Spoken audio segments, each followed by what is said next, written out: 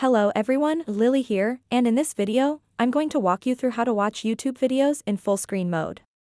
So let's get started right away.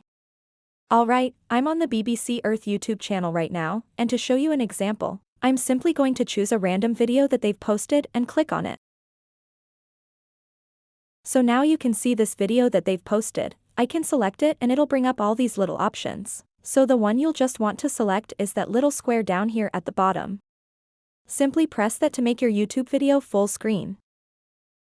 And another way to make your video full screen is to turn your phone over on its side and keep it in landscape orientation. So simply turn your phone over on its side, and your video should automatically appear in full screen. If it doesn't work, swipe down at the top and make absolutely sure this small icon, which is your auto screen rotate icon, is turned on. If you don't have it turned on, your phone will not detect that you flipped it over on its side and will not go into full screen mode.